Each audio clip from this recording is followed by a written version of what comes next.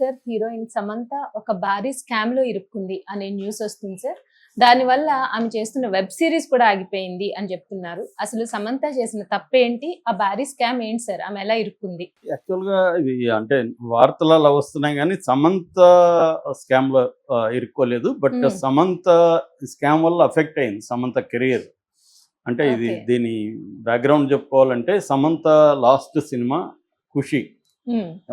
మన విజయ్ దేవరకొండతో. తర్వాత ఆమె సినిమాలు ఏవి చేయలేదు. హ్మ్. సో, వెబ్ సిరీస్‌లకే పరిమితం అయిపోయింది. ఆల్రెడీ ఆమె 'ఫ్యామిలీ మ్యాన్ 2లో చేసింది. ఒక ఎల్‌టి‌టి‌ఈ రెబెల్‌గా చేసింది. దానికి ఎంత అప్రిసియేషన్ వచ్చిందో తెలుసు. దాని తర్వాత ఆమె 'రాజ్ నెడుమోరు' అనే డైరెక్టర్, ప్రొడ్యూసరు అతనితో అఫెయిర్‌లో ఉందని, డేటింగ్‌లో ఉందని, అతన్నే పెళ్లి చేసుకోబోతుందని, అతను కూడా భార్యకు విడాకులు అప్లై చేశాడని వార్తలొచ్చాయి. మనం కూడా ఆ స్టోరీ చెప్పుకున్నాం. రాజ్ అండ్ డీకే అంటారు. రాజ్ నెడుమోరు, డీకే అంటే దాసరి కొత్తపల్లి కృష్ణ. డీకే హ్మ్. కృష్ణ అనమాట. Okay sir. దాసరి డీకే అంటే దాసరి కొత్తపల్లి. కొత్తపల్లి కృష్ణ. వీళ్ళిద్దరు హ్మ్. కూడా శ్రీ వెంకటేశ్వర ఇంజనీరింగ్ కాలేజ్‌లో చదువుకున్నారు తిరుపతిలో.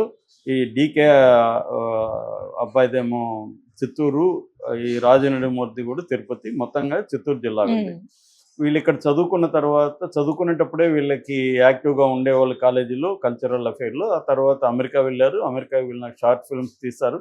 దాని తర్వాత 'ఫ్లేవర్స్' అని ఒక సినిమా తీశారు. అక్కడి నుంచి వాళ్ళు మెల్లమెల్లగా సినిమాలు తీసుకుంటూ ఇండియాకొచ్చి 'షోర్ ఇన్ ద సిటీ', తర్వాత 'గోవా గాన్', 'శ్రీ' ఇట్లాంటి సినిమాల్లో ఇట్లా చేశారు. దాని తర్వాత వెబ్ సిరీస్‌లకి వచ్చారు. 'ఫ్యామిలీ మ్యాన్' తర్వాత 'సిటాడెల్', 'ఫర్జీ' ఇలాంటి వెబ్ సిరీస్ హ్మ్. తీస్తున్నారన్నమాట. నెట్‌ఫ్లిక్స్ అండ్ అమెజాన్ ఇద్దరితో టై అప్ అయి తీస్తున్నారు. Okay sir.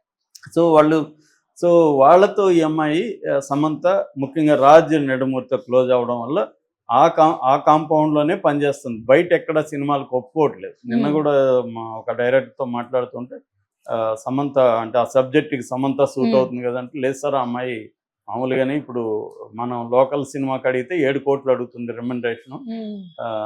ఆమెకి దాదాపు 5,00,00,000 రెమ్యునరేషన్ ఇప్పటికి తీసుకుంటుంది. లోకల్ సినిమా చేయాలంటే 7,00,00,000 అడుగుతుంది.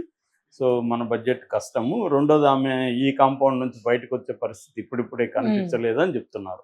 సో, 'ఫ్యామిలీ మ్యాన్ 2లో చేసింది. దాని తర్వాత 'సిటాడెల్' అని అమెరికన్ వెబ్ సిరీస్. దాన్ని ఇండియాలో రీమేక్ చేశారు. 'సిటాడెల్ హనీ బన్నీ' అని. దాంట్లో కూడా ఈమె చేసింది. అది ఆల్రెడీ మన అమెజాన్‌లో హ్మ్. ఓటీటీలో వచ్చింది. ఇప్పుడేందంటే 'Rakt Brahmand the kingdom bloody kingdom', 'Rakt Brahmand the bloody kingdom' అని ఆ సినిమాని నెట్‌ఫ్లిక్స్ ప్లస్ ఆహ్, డి2ఆర్ అని ఒక బ్యానర్ ఉంది. హ్మ్. డి2ఆర్ అంటే మళ్ళీ వీళ్ళదే. డి అంటే ఇతను హ్మ్. దాసరి. దాసరి హ్మ్. కొత్తపల్లి హ్మ్. కృష్ణ, ఆర్ అంటే రాజ్ వీళ్ళదనమాట. Okay sir. డి2ఆర్ అని పెట్టారు. సో, ఈ 2 సంస్థలు కలిపి ఈ సినిమా జరుగుతుంది. ఈ సినిమా ఆల్రెడీ ఆహ్, వామిక గబి, తర్వాత ఆదిత్య రాయ్ కపూర్ వీళ్ళు సమంతతో కూడా కలిసి యాక్ట్ చేస్తున్నారు. హ్మ్. సో, ఈ సినిమా షూటింగ్ జరుగుతుంది. దీనికి రహీ అనిల్ అనే అబ్బాయి ఆహ్, డైరెక్టర్. Okay sir. వీళ్ళిద్దరు ప్రొడ్యూసర్లు. వీళ్ళ పర్యవేక్షణలోనే డైరెక్టర్‌ని మామూలుగా వెబ్ సిరీస్‌లకి డైరెక్టర్‌ని ఎవరైనా పెట్టుకుంటారు కానీ, పర్యవేక్షణ అనేది ప్రధానంగా ఇంపార్టెంట్. సో, వీళ్ళిద్దరు పర్యవేక్షణలో జరుగుతుంది. ఇప్పుడేమైంది దాంతో పాటు ఇంకొకటి 'గుల్కండ్ టేల్స్' అని ఒక అమెజాన్ సెక్స్ కామెడీ. ఇది పీరియడ్ సెక్స్ కామెడీ అనమాట. అంటే మన 'కామసూత్ర' జరిగిన టైంలో ఆహ్, జరిగిన ఒక కథను తీసుకొని సెక్స్ కామెడీగా వెబ్ సిరీస్ లాగా మలిచారనమాట. అది కూడా అమెజాన్‌లో రాబోతుంది. దాని బడ్జెట్ కూడా 120 కోట్లు. సో, ఇప్పుడేమైందంటే సడెన్‌గా ఈ 'రక్త బ్రహ్మాండ్' సమంత చేస్తున్న 'రక్త బ్రహ్మాండ్' 26 డేస్ షూటింగ్ జరిగినాక ఆగిపోయింది. ఆగిపోవడం దేనికంటే ఇందులో ఒక స్కామ్ జరిగిందని చెప్తున్నారు. మామూలుగా మొత్తం బడ్జెట్టే 2 ఈ 26 రోజుల్లో అయిపిచ్చేశారు. ఇంకా బడ్జెట్ ఓకే. లేదు. హ్మ్. కాబట్టి నెట్‌ఫ్లిక్స్ చేతులెత్తేసింది. దాదాపు 3,00,00,000 స్కామ్ జరిగిందని చెప్తున్నారు. ఇది స్కామ్ ఒక ప్రొడక్షన్ ఎగ్జిక్యూటివ్ ప్రొడ్యూసర్ ఉంటారు కదా! వాళ్ళే ఈ స్కామ్‌కి పాల్పడ్డారనేది వస్తున్న వార్త. నేషనల్ మీడియా అంతా కూడా దీని మీద రాస్తుందనమాట. హ్మ్. ఇది సమంత కెరీర్‌కి ఎఫెక్ట్ అయ్యే అవకాశం ఉంది. ఎందుకంటే ఆమె బయట సినిమాలో ఒప్పుకోలేదు. వీళ్ళతోనే చేస్తుంది. ఇదేమో ఇప్పుడు ఆగిపోయింది. ఈ దెబ్బకి అమెజాన్ కూడా ఈ 'గోల్కొండ టేల్స్‌ని' ఆపేసింది అని చెప్తున్నారు. యాక్చువల్గా ఈ ఇయర్లో రక్త బ్రహ్మాండ్ రావాలి, రిలీజ్ అవ్వాలి, కానీ నెట్ఫ్లిక్స్ ఈ ఇయర్లో చేసే పరిస్థితి లేదు. ఎందుకంటే ఈ స్కామ్ ఇంత పెద్ద స్థాయిలో 3 కోట్లు అంటే పెద్ద స్కామే కదా. సో అవును సార్. 3 కోట్ల స్కామ్ జరిగిపోయింది కాబట్టి దీన్ని ఇప్పుడు ముందు దాన్ని విచారణ జరిపి దాన్ని దోషులు ఎవరు తేల్చి చేయాలి. డైరెక్టర్ కూడా దీంట్లో కుమ్మక్కాయడా లేకపోతే డైరెక్టర్ తెలియకుండా జరిగిందా, ఇవన్నీ చేయాలి. మామూలుగా జనరల్గా ఏం జరుగుతుంటుందంటే ప్రొడక్షన్ మేనేజర్లు, ఎగ్జిక్యూటివ్ ప్రొడ్యూసర్లు కొన్ని సినిమాలకు ఉంటారు, వీళ్ళు డబ్బులు మెసేజ్ అన్ని చోట్ల చేస్తుంటారు. సో నేను ప్రత్యక్షంగా చాలాసార్లు చూశాను. ఆ మధ్య కూడా ఒక జబర్దస్త్లో చేసిన ఒక అతని హీరోగా ఒక సినిమా చేశారు. ప్రొడ్యూసర్ కొత్తవాడు, అతనికి పైగా అమ్మాయిలు పిచ్చింది. ఈ విషయం అర్థమైన ప్రొడక్షన్ మేనేజర్ ఏం చేశారంటే ఆ హీరోయిన్తో నీకు డేటింగ్ ఏర్పాటు చేస్తాను బెంగళూరులో ముందే హోటల్లో ఏర్పాటు చేశాడు. దాంతో అతని కంట్రోల్లోకి ఈ ప్రొడ్యూసర్ వచ్చేసారు. దాంతో నాకు తెలిసి దాదాపు అది ఒక మామూలుగా అయితే 1.5-2 కోట్ల సినిమా అనుకుంటే 8 కోట్లు బడ్జెట్ అయింది.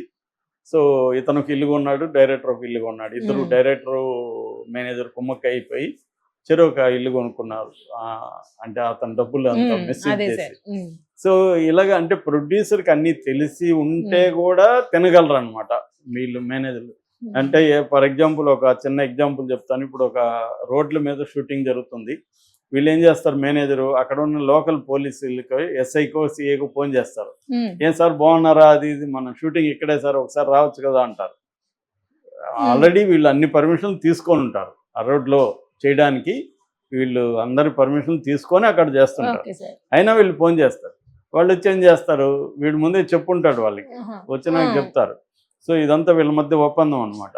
సో వాళ్ళు వచ్చి ఇక్కడ పర్మిషన్ లేదు అని కెమెరా లాక్కొని పోలీస్ స్టేషన్ కెమెరా తీసుకెళ్ళిపోతారు.